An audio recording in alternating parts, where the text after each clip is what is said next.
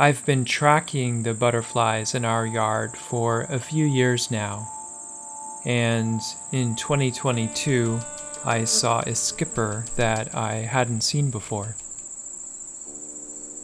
At first, I used to keep handwritten lists of the butterflies that I saw. Then, during the pandemic, I built an app that automates the process. It logs the species, what it was doing, where it was doing it, and so forth. Yeah, it's a little crazy. I remember the day I first became aware of skippers. I was a little surprised that they were considered butterflies. They really seem to be their own thing, small, furry. I have a lot of trouble identifying them and make a bunch of mistakes, and then I find myself going back and revising the lists. To make it even more challenging, climate change is affecting the distribution of butterflies. Warm weather species follow the warm weather, and some of these newcomers can even survive our warmer winters. The field guides and checklists can't always keep up. I think that's why I got so into skippers. They're tricky to identify. It's like cracking code. For example, these are different species. These are the same. But these are different. Over the years, about a dozen or so skippers have passed through the yard. Some just once, some come in groups or kaleidoscopes.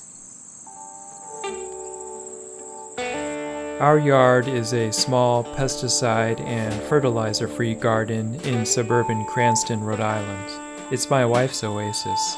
Her job is the design and maintenance of the garden. My job is to look as weird as possible as I spend my free time stalking the butterflies in it. If the neighbors ask about it, I just lie and tell them I'm a scientist. That gives me a little leeway. Then people are like, so that's why he's running around the yard in his underwear with a camera. The garden is planted in islands surrounded by what's left of our shaggy lawn, made up of clover, fescue, and a lot of crabgrass. It was September 4, 2022, and a yellow skipper was perched on a flower, a mystery skipper. Then we saw 9 more, and took a bunch of photos, and field guides later on suggested that it was a Sachem, a southern skipper and frequent migrant to southern New England.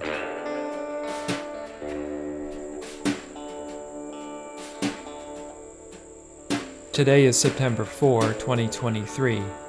Exactly a year since the first sighting of the Sachems. A small colony set up camp in the yard back in July, and this week an even larger group of Sachems has arrived at the garden. Watching the Sachems is like watching a rowdy bar scene. They do a lot of 3 things: drinking, fighting, and looking for mates. Here's a male Sachem, has dark, hyphen-shaped marks when it opens its wings. The males hang out on their flower bar stools. They're protective of their spaces, fending off anything that approaches, other butterflies, bees, people. On more than one occasion, I watched a Sachem chase a hummingbird out of the yard.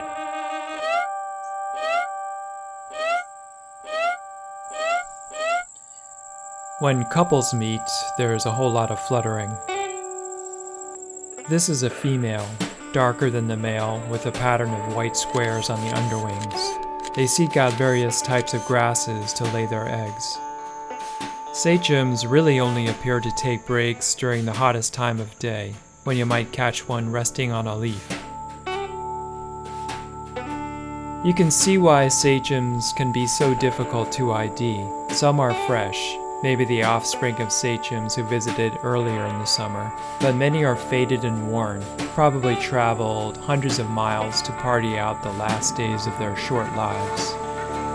In the spring, we didn't see any fresh Sachems in the yard, which suggests that they didn't survive the winter here. I'm still wondering about some of the most basic questions about these insects. Like, where do they sleep?